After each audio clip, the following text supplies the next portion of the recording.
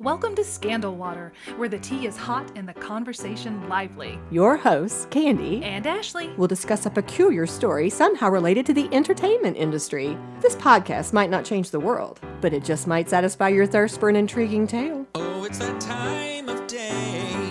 Tune in and hear what the ladies say. It's time to bend your ear when the silver screen appears. Stories about the stage and screen and everything in between. So come on and join the fun. The curtain opens in 3, 2, 1. Hello, Ashley. Hello, Candy. Are you excited about our interview? I am very excited about our interview, and I'm excited about what he's going to tell us about the topic of our interview. Me too. I'm super pumped about this. Guys, in keeping with our October theme of Spooktober, Ashley's the one who suggested that we do an episode focused on H.H. Holmes and the Murder Castle, especially since it's been in the news a lot lately because we have an upcoming series. They're going to make a Hulu series that's supposed to come out in 2024, 8 episodes, and it's going to be called The Devil in the White City, starring Keanu Reeves as the architect, Daniel H. Burnham. And so when Ashley suggested it, I thought it was a fantastic idea. I started researching and almost immediately came across this other book called H.H. Holmes, The True History of the White City Devil. And it's by this gentleman named Adam Selzer. And when I started researching the book and also found out more about Adam and how much he knows about H.H. Holmes, Chicago history, all these things, I immediately sent an email, asked if he might want to be interviewed, and he said yes. I'm so thrilled. Ashley and I are excited to be able to find out all about H.H. Holmes from an expert who also, based on, I've seen him in the TV series now, American Ripper, and I can tell he's very personable, very interesting to listen to. So I have high hopes for this interview. All right, well, let's get to it. All right. Well, Adam, we are so excited to have you here. We knew that we wanted to do H.H. Holmes as one of our October episodes. And so my first thought was just, to research that case and H.H. Holmes himself. And I almost immediately ran across your work. Of course, I'd seen a lot about Eric Larson's book, but yours came up, your book, H.H. Holmes, The True History of the White City Devil. As I started to research you and your book, I saw that you actually have a very broad involvement with the entertainment industry. Since that's the focus. Through life on charm, yeah. Well, could you give us a little bit of information about your background? I've been, I got my start writing young adult novels about 15, 20 years ago. I parlayed that into a gig running ghost tours in Chicago, and I parlayed that into a gig writing The Smart Aleck's Guide to American History, and then a whole lot of Chicago history books, a few more young adult novels, ended up being a talking head on a whole lot of TV shows. If they're doing H.H. Holmes, then they're not talking to me. I feel like they're not really taking it seriously. And many of them are not taking it seriously, so that's fine if I get skipped over. But I've done any number of TV shows, a lot of podcasts, a lot of radio shows, just kind of floating from one thing to the next, I guess. My new book is called Graceland Cemetery, Chicago Stories, Symbols, and Secrets. Graceland Cemetery was founded by Holmes's single biggest individual swindling victim. Who was that? Thomas Barber Bryan was his name. Holmes bought a copier machine company from him, paid with a promissory note. Of course he did. What inspired you to write this book? Well, I've been doing Holmes tours and presentations for years. One of the ghost tour companies I worked with years ago wanted to start doing Devil in the White City tours. And I really enjoyed the book, but it all took place in like 2 locations. So I didn't feel like I could get too much of a tour out of it necessarily. Right. So I started digging through the old newspaper archives and going through all the microfilm reels and stuff, just trying to find more things to talk about, more locations that I could trace him to. And found, for one thing, just how much ink was spilled on this guy at the time. There's more data on on him than anybody else I have ever researched in this kind of a field. And I've researched other killers before, but nobody who had quite so much detailed data, certainly not nearly as much in the legal archives. There's a lot in the legal archives. And also, it just turned out that the way people tell the story is really not what happened. It's a whole Really? mix of tabloids, pulps, and urban legends that have kind of grown up and become the fact over the years, as sometimes happens. So gradually, I've decided it was time to put a book together on it. I Well, love that. yeah. Why do you think so much ink was spilled on him? What made him so special back then? Partly it was just the way newspapers worked back then, is people expected a big chunk of newspaper for their money. They would have much more detailed articles. Like 10 years later, when they were using a lot more photographs, the amount of text in a paper seems to have gone down a lot. Right now, I'm working on a guy from about 10 years later. There's way more pictures, but the articles don't go into anywhere near as much depth. So that's a part of it. Partly it was just happened to be the right era at the right time. And also something about the guy just captured people's imaginations at the time. Yeah. Who is the fellow you're working on right now? Oh, I'm really hoping to do a Johann Hawk book next. Oh, I haven't heard of him. Do you have He a short? was when they caught up with him, he had already proposed to what they thought might have been wife number 55. Oh. And one of his wives is buried at Graceland Cemetery. She didn't make it into the book. I don't think he didn't kill all of them. I'd say he probably killed half a dozen or so, which is Of the still wives? yeah. Well, more often he'd just marry them, get a hold of their money, and then run off. And then to leave. Gotcha. Wow. Well, you've kind of touched on this a little bit already. That's something that I saw you were given a lot of praise for, was how incredibly well researched your book was, and you seem to have found so many primary sources, so many documents that other people either couldn't find or didn't take the time to dig into. Some of it they probably couldn't have found without being in Chicago. Like the stuff in the legal archives, especially. Holmes got sued a lot while he was in Chicago, but without actually going into the legal archives and having them pull these things for you, I don't know how people would really be able to get them too easily. How are you able to do it? Really, you don't need any special credentials or anything. You just have to be there, but you have to put in the request. You have to find the case in their microfilm index first, and it's tricky with Holmes because usually he would have somebody else's name on top of the paperwork. So I had to look up his mother-in-law. I had to look up his various wives, his business names, his various aliases, his friends. I'm sure there are more out there that I didn't find. But from what I was able to find, there were about 60 of them. Wow. And once you put in the request, then it's a few weeks before they actually get the files, and you can only do a few at a time.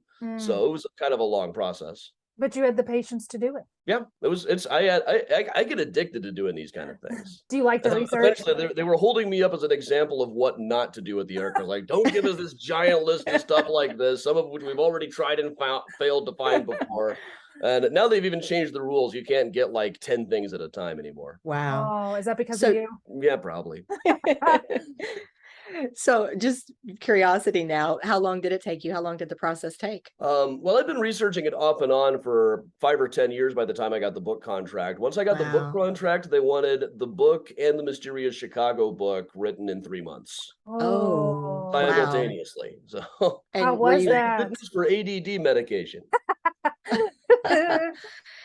Well, going back to where I was headed a minute ago before I got sidetracked by all these interesting details, in the reviews, they not only complimented your depth of research, but something that I saw over and over again was this observation that people would say that your book is this perfect companion book to Erik Larson's work. And so I wanted to ask you, in what way do you think that your two works either complement or supplement each other? Well, he kind of tells the story of H.H. Holmes as though it were a novel. Yes. And also leans in a lot on the urban legend. Some of it was stuff that he wouldn't have really been able to find very easily at the time when he was doing the research. Not as many papers had been digitized, of course. Sure. But also there's stuff I think he was just disinclined to mention. Like he was definitely reading the Chicago Tribune archives, but he found the one we said, we found Charles Chappell, the guy who would buy dead bodies and make them into skeletons, but not the article the next day saying, never mind, his name is Myron, or the one after that saying, never mind, this guy is just somebody who will say whatever the cops tell him to if they pour enough whiskey down his throat.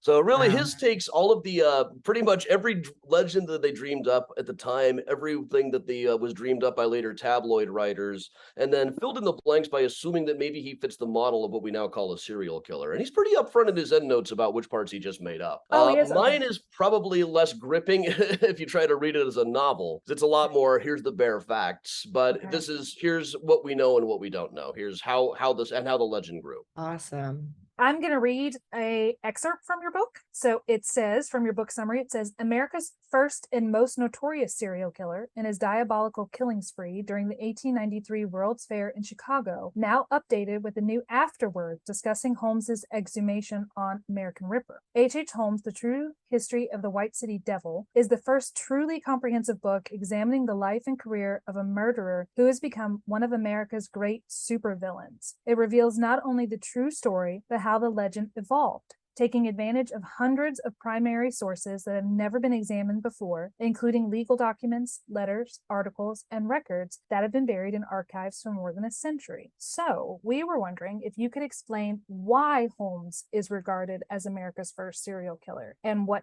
actually occurred during that killing spree. Why is he referred to as America's first serial killer? That's marketing. Strictly 100% marketing. I didn't write that summary. That's somebody at the publisher. Holmes was not the first serial killer in America, really, by any definition, not even the first one in Chicago. Okay.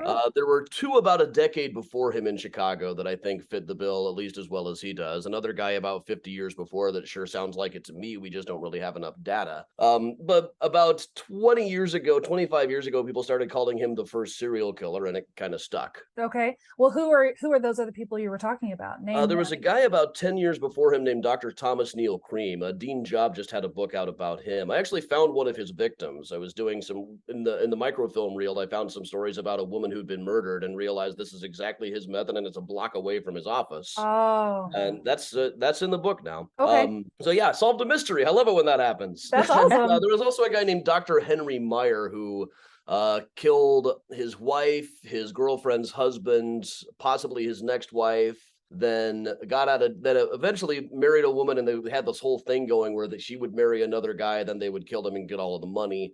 And it went on for quite a while. He did several years in jail. Then, like in the 1910s, he got out somehow, came back to Chicago, right back to his old neighborhood, and started doing exactly the same thing. And I think he died in jail, but it's remarkable how little they covered the second act of his career. I haven't found enough. Then in the 1840s, there was a guy, the first guy hanged in Chicago was named John Stone. And they had pretty much caught him red-handed. This woman had been brutally murdered, and he kind of slipped up and said, "Oh, I didn't get rid of my shirt because there was no blood on it." And in jail, though, he still insisted that he hadn't killed her, but did say, "But I have killed other people before, so this is probably fair." And that sounds like a serial killer to me. Yeah, it does. That sounds. There's just not enough data to know. So this is totally off topic, but just something what is up with Chicago and people murdering people all the time? Because Candy and I covered the Girls of Murder City, and it's just like, is there something in the water or what's up? Really, even in 1930, we were ranked number 46 for highest murder rates in cities. And we've had them better publicized than other places. We maybe have more sensational murders than other places. First of all, I'm amazed. How much time do you spend researching? Because you seem to know so much information about everything. Is that your primary job now? Are you a historian? That's pretty much it. Yeah. Well, I'm a tour guide by trade, and I started doing virtual tours during the pandemic. And one thing I've kept up is every single morning I find something to talk about in Chicago. So I'll go out and find a cool house or a cool historical story, and we'll go see if the building was still there or something in a cemetery. So it's a lot of research for that. And honestly, more than I can retain. Sometimes a month later, like, oh yeah, what was that story with the guy who was a blues singer and something about underwear? So you're always investigating. Go ahead. There's always something new to research. Yeah. What's a virtual tour? What does that look like? Well, it's live stream. I walk around with in the morning. I take out my phone, walk around, and broadcast on the Mysterious Chicago Facebook page, and then twice a week we do full-length virtual tours that you can also get on YouTube or Twitch. Okay, and people can pay you. I did a time travel pub crawl. Oh, that's cool. Fun. Yeah, we virtually go to long defunct bars and pretend that we're there and talk about the history of them and stuff. It's a lot of fun. That sounds great. Very cheesy fun. Yeah. Well, I was going to ask, you've already shared a few of the misconceptions or the inaccuracies. It's funny to me that someone who is who prides himself on knowing the true facts behind everything had a book summary on your own book that didn't capture it the way you wanted it to. But it's not the worst I've ever had. So many of my books, I don't like the cover. I don't like the title. The marketing copy does not really describe the book very well. It happens all the time. Publishing is a horrible business, and YA especially was just years of misery and humiliation. Oh. I'm sorry. Yes.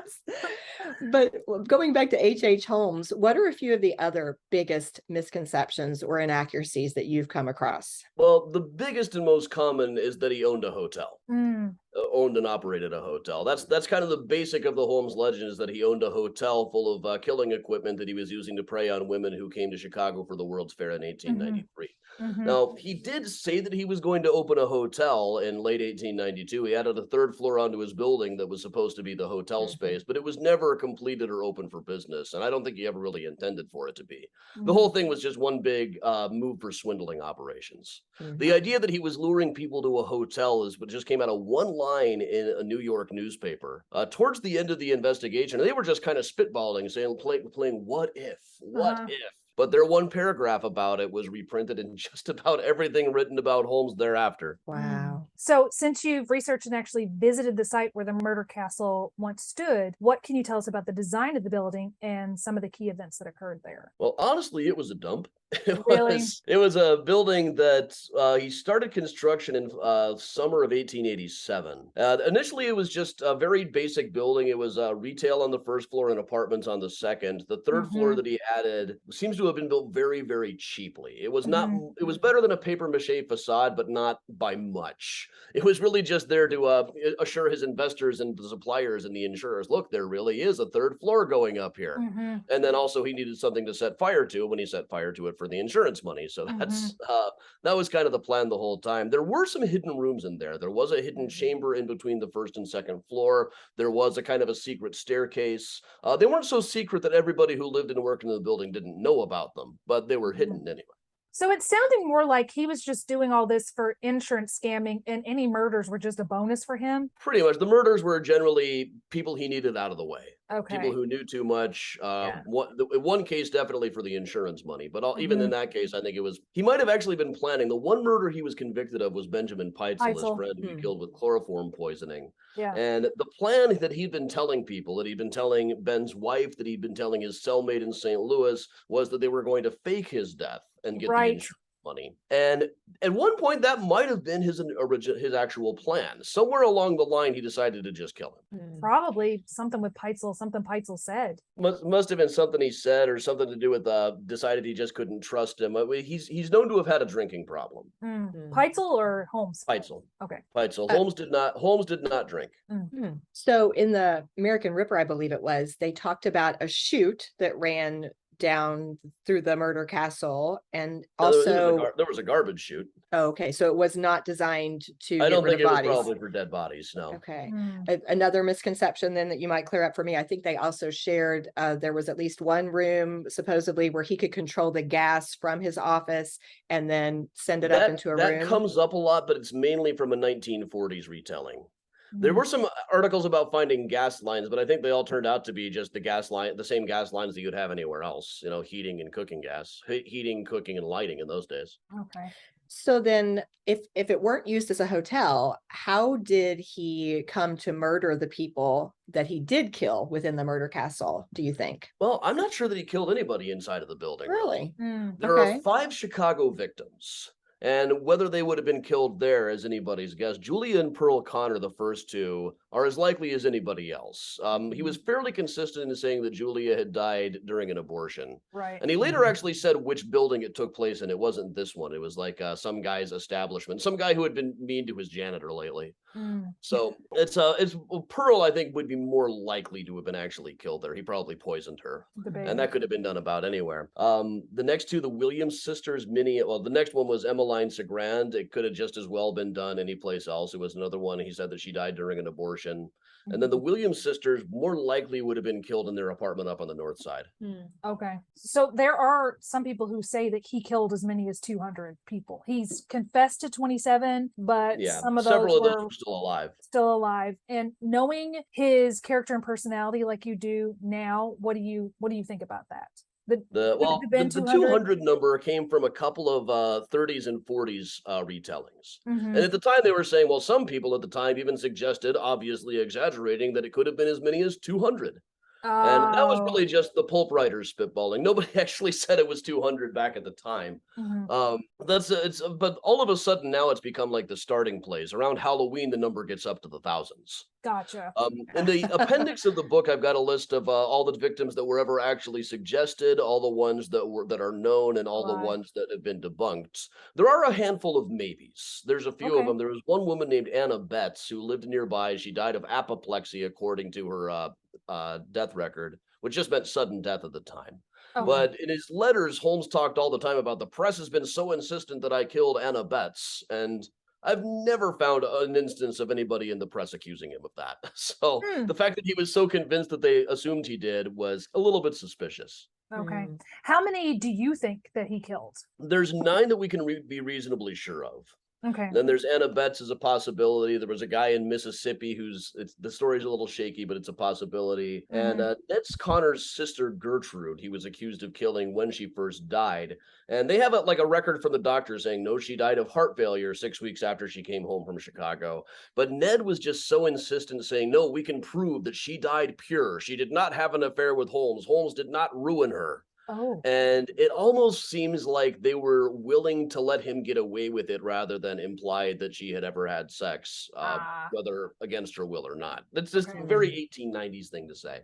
Gotcha. Hmm. Gotcha. It makes me a little suspicious that he's so insistent about it. Mhm. I was just going to ask a quick follow-up question. Do you think the fact that he was paid all that money to write his confessions had any impact on his saying that he had killed 27 people? Or do you think it was another way Absolutely, it that, did. okay. Or I didn't know if he was Absolutely. trying to Well, just, the New York World had just announced that he was going to confess to having killed 20 people, which hadn't come up or anything. But as soon as that was in the press, if he had published one confessing to fewer than that, it would have been a letdown. Gotcha. Mm. And Yeah. it's entirely possible that the ones who died during an abortion, it might not have even been intentional on his part. By no account was he a good doctor. It was a dangerous operation back then. Mm-hmm. Mm-hmm. Well, having just watched American Ripper, in which you appeared several times, I think you were in 4 About half episodes, is the that right? episodes, yeah. Yeah. Could you share a little bit with us about your experience on that show, and specifically about thoughts about when they exhumed Holmes's body? A little spicy about that. You know, one of the major reasons I worked on that show was I thought they'd let me come out when they exhumed the body. They didn't? And They and then did. finally I called them and said, I could, they said, oh, we're already here. And I said, well, I'll fly out at my own expense. They're like, oh, no, it's too late now. Oh. But by this time the show was about to air and my book had just had come out, the hardcover edition. Mm-hmm. And so there was all this stuff in the press that was kind of inconvenient for them, I think. Yeah. I was getting some very interesting texts for a while there. Oh. But yeah, I worked on the show for the better part of a year. Like all the time they were calling me looking for more data, looking for a picture of somebody or looking for some other lead that they could follow up. And I had a good time with it. I had a great time with the cast. I had a great time with the crew. It was really fun to film. I told them right up front, I don't think I've got plenty of paperwork that shows me that Holmes was in Chicago during the Ripper murders. And it really just wasn't his style to begin with. But, sometimes I was able to talk them off of some of the really wild stuff that they came up with. Mm-hmm. So basically, they just kind of pulled you in when you could fill in the gaps or the information they needed, but you didn't agree with maybe a lot of the theories they were chasing or the information that not might have very been many of them, presented. no, Okay. not very many. But I had a good time working with them anyway. And Yeah. sometimes they would we think he must have been working with this British royal who was in school with him. And I was able to find out that guy was a different person of the same name who was in school with him. Mm. Mhm. And managed to get them off of that trail anyway. Well, I was also perfectly willing to send them stuff that might back up their theory. Like there was a whole thing in 1898 where people were saying maybe he faked his death. It was debunked Really? immediately in Yeah. 1898, but I think that's the information they used to convince the judge to exhume the body. Ah. Well, then can I jump for just a second just to follow up on that? So in terms of the Holmes curse, then of course, their theory was that he had lived, that he didn't actually die, and that he Right. possibly had come back after these people. What do you think about the Holmes Well, curse? that was the thing. I was honestly surprised to find out that it was at least not necessarily true, but a real story at the time, not something people made up in the 70s or something, that there was a Holmes curse. And the story was that a lot of people connected with the case were coming to no good end. They were dying or they were getting sick or they were Oh. getting hurt. And these stories actually started well before Holmes had even been hanged. It was while he was still in jail. A couple of weeks before his hanging, there was a whole thing in the New York World, who I think was just kind of bitter about the fact that they didn't get the confession. So they made up this whole thing. And much of it doesn't really hold up to fact checking. They said that Judge Arnold had been lying deathly ill in bed, but you can also look up, no, he was just at a hotel the other day hanging out in the Philadelphia papers. And then some of it was like one guy lost his election to be president of the Union League. And there were people who died. There was a juryman who was electrocuted at the time. And in the years that followed up, there was like a jailer who died by suicide and things. And one of the doctors who did the autopsies died under mysterious circumstances. Things like that. So that helped keep the story alive, because every time somebody connected with the case died, the papers would bring back the whole story and talk about the Holmes Curse all over again. But most of the people that I would have expected, if he was going to get revenge, the people that he would have most likely gotten revenge on escaped unharmed. It was these weird side characters who had something bad happen to them, not the people he would have really blamed. Right. Gotcha. I'm sure you've heard about the upcoming movie with Keanu Reeves. It's The Devil in the White City, and Reeves is going to be Daniel H. Burnham. So what are your thoughts about this show and the significance of Burnham in Holmes's story? Well, it's an interesting choice. I don't think Keanu Reeves looks anything like Daniel Burnham. I thought it was interesting too. I would have cast him as if we were going to have him one of the architects, Charles Bowler Atwood, the guy that Root hired, that Burnham hired to replace Root. He has kind of that swashbuckling debonair aspect about him. He would show up, when he showed up at all, he was always hours and hours late or days late. He'd been off in a haze of drugs someplace. And yet he designed like half of the fair. That's and crazy. Several other Burnham buildings over the next couple of years of his short life. Always living in mystery. A woman showed up after his death saying, "Oh, I'm his wife." And they said, he didn't have a wife. He was a well-known club man. And it turned out he did. Oh, well, there she is. I tried to get his probate file a while ago, but it seems to be missing. I bet it was a ride. Oh, interesting. Well, that's who I would have cast Keanu as. Really, we can at least trace Holmes and Burnham to the same building. There were a couple people that Holmes did business with that had offices in the Rookery, where Burnham's offices were. So it's entirely possible they passed in the hall. Really, the connection between them is mostly, it exists in the minds of writers. Gotcha. Okay, speaking of writers, so based on your book, who would you cast as Holmes? Who would I cast as Holmes? I was thinking about that. If we could go back in time, Sure. Matthew Broderick when he was a little bit younger. Oh, He might be a little too old for it now, but at the same time, they're not necessarily going for historical accuracy. So maybe still. Yeah, that's a good choice. That's a really good choice. That's the first thing that comes to mind. Or John Cusack is seldom found in a bad movie. You're right. I like him. I'd have him be maybe Frank Geyer or something, the detective. Not that they've asked me. Well, if they do ask you, you can give your opinion. Scorsese and DiCaprio are producing it. I was at the same Bob Dylan concert as them in New York a few years ago, but I really did try to find them afterwards. I bet. But no luck. Oh.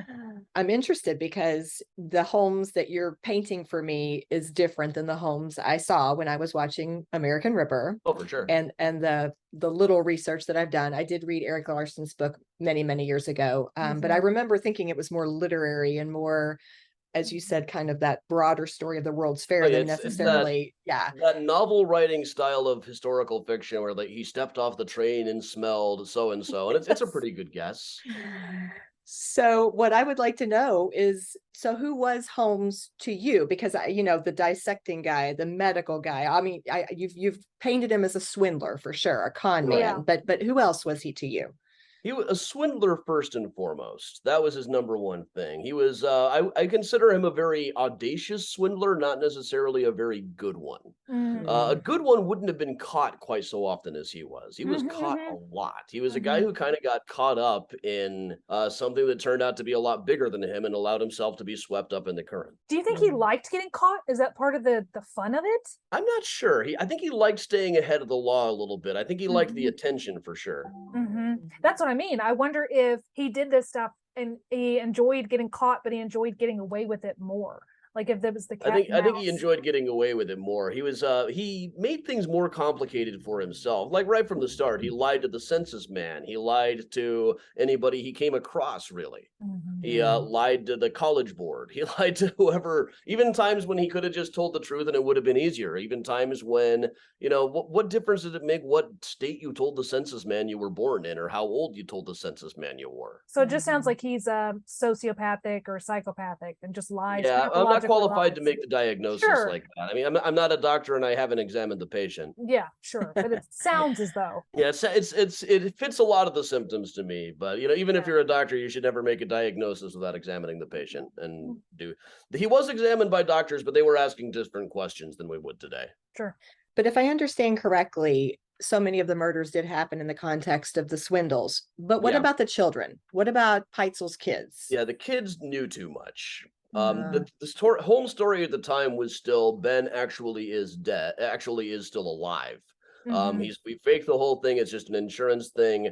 Alice knew that he was dead. Alice had helped to identify the body. She only saw the teeth, but she knew. She knew that this wasn't just some big scam, and she probably would have told her siblings about this. Okay.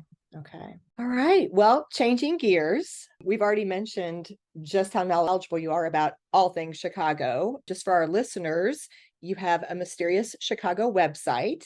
You are not only the historian that we've talked about, but you've also led hundreds of these Mysterious Chicago tours that have already been referenced. You've written many books, not just the newest one, Graceland Cemetery, Chicago Stories, Symbols, and Secrets, but you've written several others as well. You have your Mysterious Chicago podcast, and then of course all these TV shows that we've referenced. So all that said, could you share with us a few other surprising or interesting stories related to Chicago that may not relate to H.H. Holmes? Oh boy. So we mentioned Johann Hawk. I can talk about that guy forever. That's another case that was widely reported at the time, but nobody ever really put the pieces together properly. And I'm still trying to gather all of the data. There was a woman writing for the Chicago American who did as much research on it as any police officer did. She ended up accompanying a woman who said that he had married and deserted her to New York after he was captured, then rode all the way back to Chicago with him on the train, interviewing him. And the guy was just such a goofball for a serial killer. He looked like the guy on the Pringles can. And talked like a German character on The Simpsons. And like, oh, other women for Johann go crazy, yeah? He thought the whole thing was a giant joke. He was endlessly quotable. He's a really fun guy to research, and it's a fun puzzle to put together, trying to figure out how many of these people did he actually marry and desert, how many were just deserted by some other guy with a mustache. And one of the best ways to find out is really he was bad at keeping his story straight. Like they would come up and say, so when did you marry this woman? He was, that was 1890. I mean, I've never actually, but that happened over and over, that he would slip up and say the wrong thing. So still working on putting all that together. I've gathered a lot of data about it. There's not quite as much on him. The story I've been doing the last week or so is every week we do a thing called Find a Grave Friday on Mysterious Chicago.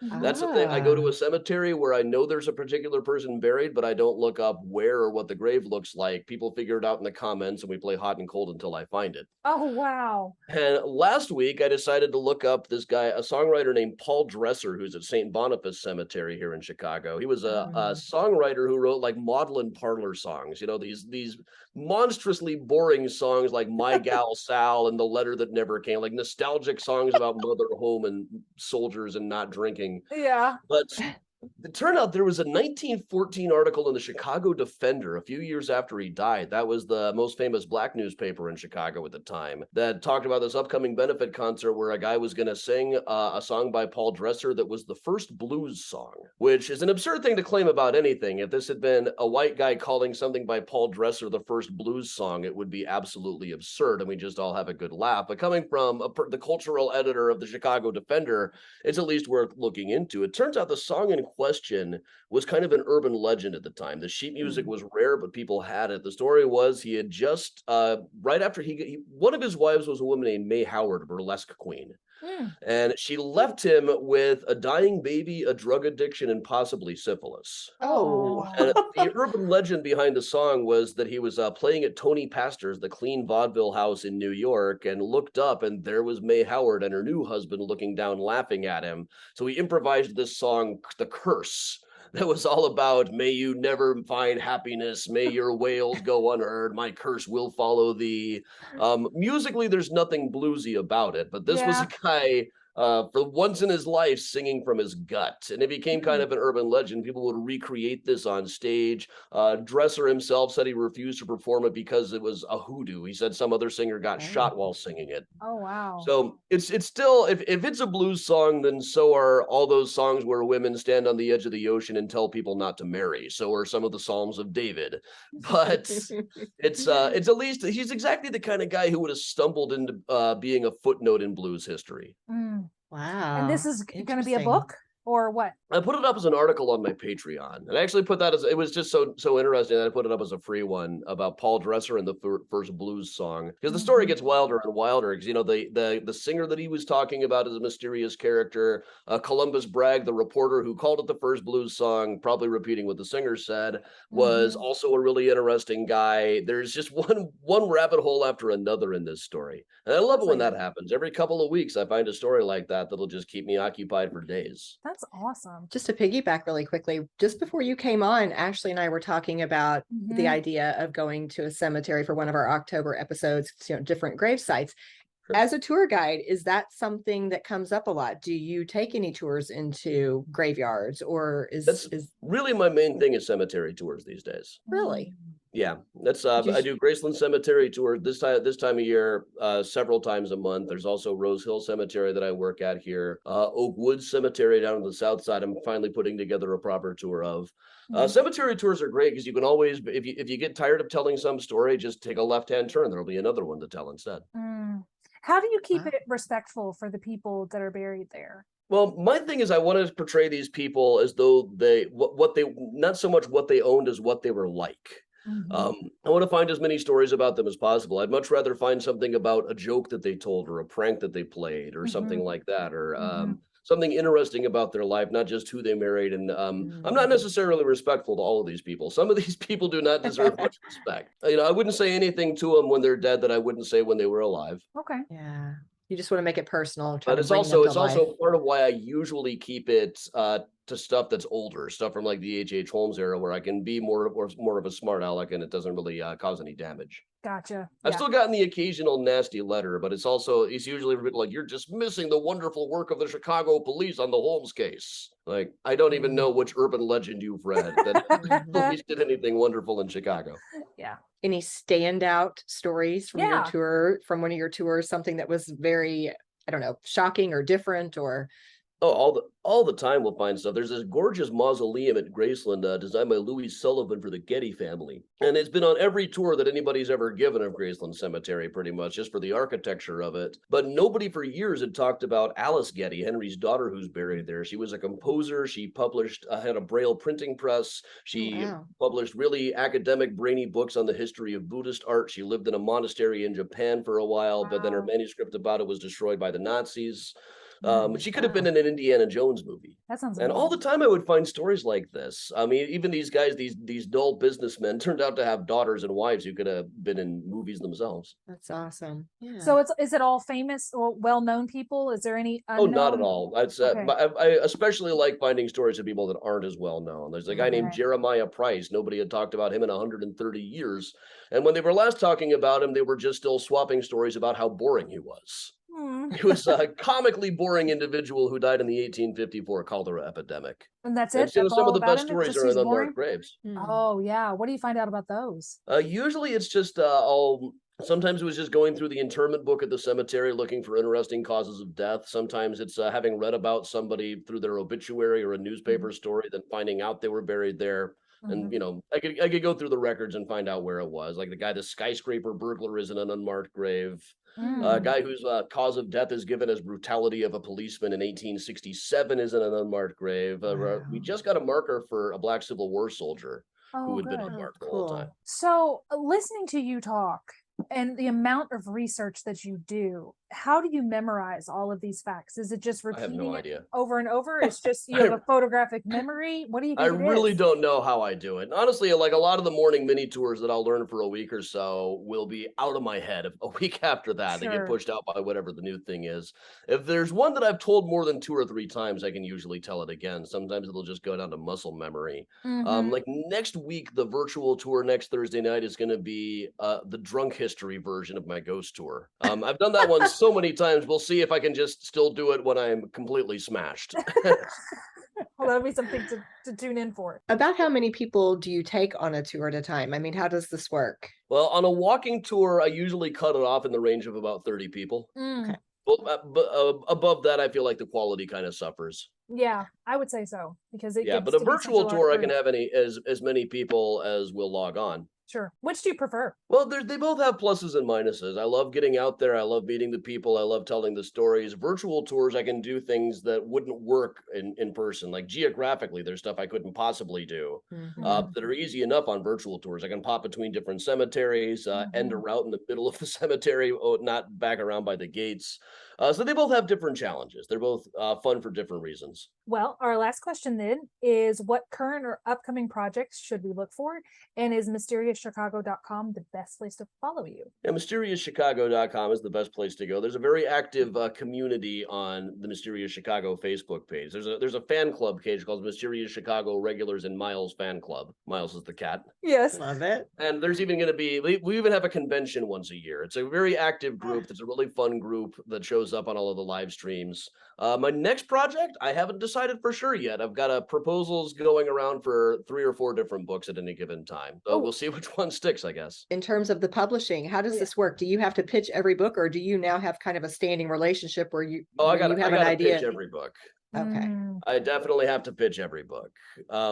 There was a time when I was early in my YA days, I could at least get one published based on a proposal or something like that. Mhm. But I've never gotten to a point where they'll just publish whatever I put out. No, okay. not at all. We hear so much stuff about Chicago, like the Girls of Murder City and Holmes, where all this debauchery and all this bad stuff is going on. Can you sell us on Chicago? Why is it the greatest city? Well, it's the greatest city that anyone can afford to live in. I mean, the rent has not gotten as completely out of control here as it has in some other cities. It's an affordable city. It's a walkable city. You can live here without a car. There's something for everybody. Whatever kind of stuff you like here, you can find it here. Mhm. And, the last time I knew somebody who even got mugged, they stole his flip phone. That's how long ago it was. I mean, people love to portray Chicago as this horrible hellhole, but no, I walk down the street without getting shot every single day. That's good. I'm glad. I'm sure you're glad too. But no, it's a wonderful city here. My neighbors are great. My friends are great. You can get most of what you need without leaving your neighborhood. There's a fantastic park right behind me. I'll walk through the park and there'll be 9 different sports being played, some of which I don't even recognize. They're from parts of the world that I'm not familiar with. It's great. This has been so fun. You're has. so interesting to listen to, and we just can't thank you enough for thanks. talking with us and sharing all of your interesting stories and your knowledge. Well, thanks for having me. All right, Ashley, what do you think? That was astonishing how much knowledge that he has and how he can recall it. I was in awe of his power of recall. I really was. And his mastery of it, because he was just like, it was rolling off his tongue, and my brain was like struggling to keep up with him because he just knew so many interesting details that just right at the tip of his tongue. But that was fascinating. And And you know who needs to meet him? And Tommy Do. They need to meet. Can you imagine these 2 men? It'll be an empire. They'll take over America with their knowledge. Yeah, but I mean, so much credibility. It Yes. was very clear Yes. just how well researched, just how knowledgeable he was. Every word he said, I was 100% with him. Believe So it. it was really interesting to me, having seen just little bits and pieces of the Holmes story, to hear Adam's take on it and to kind of have him set me straight. Here's what was true, here's Right. what's not. That was fascinating to me. How I did loved it change your mind about Holmes? What changed? Well, now I don't want to critique the American Ripper story, Sure, no. because I enjoyed it. In fact, I got caught up in, is there a possibility he could be the same man? But because it was telling a story that was designed to be suspenseful and to Sure. kind of keep us, hanging on to follow this new lead or this new theory or this new piece of evidence that had come to light. I think that in my mind, I did see Holmes as more of, yes, a swindler first and foremost. I did get that. He was a con man. He was a swindler first, but I also saw him as kind of a diabolical killer. Right. I did see him as somebody who purposefully, with intention, set out to murder some people and enjoyed dissecting them or Mhm. enjoyed killing them. Mhm. And I don't get that's that not feeling who now. I don't get that feeling anymore. I Yeah. get the feeling it was just you're in my way, get out of the way. That's Mhm. more of what I feel like. Yeah, this Holmes to me is so much more self-centered, so much more egocentric. I Mhm. mean, obviously he's right. I'm not going to try to put any label on him, but he was all about himself. And if you Mhm. got in his way, then you were very dispensable. Mhm.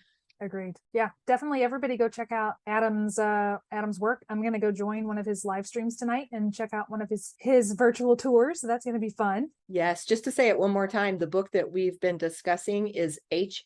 Holmes, The True History of the White City Devil. Mhm. And don't forget to go to mysteriouschicago.com so you can see all of his stuff. Definitely. And I think we know who we're going to cheers today. Well, obviously, a big cheers to Adam Selzer. Thank you, Adam. Cheers. Cheers.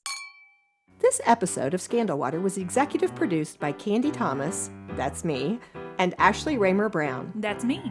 It was researched and written by Candy Thomas and edited by Ashley Raymer Brown. All music was written, composed, performed, and mixed by Josh Martin. The artwork was designed by Matt C. Adams, while our website was developed by Joshua Reith. If you like what you hear and you want to help keep the Scandal Water brewing, please go to our website, scandalwaterpodcast.com. Just click on your podcatcher of choice, then hit follow to subscribe. And while you're there, you might as well leave us a 5-star rating and review. And don't forget, it's always more fun when you share your tea with others. As a reminder, this podcast is purely for entertainment purposes. The thoughts and opinions of the host during each episode of Scandal Water are their own and do not reflect the opinions of any future guests, advertisers, Or clearly professional psychologists. Thanks for listening.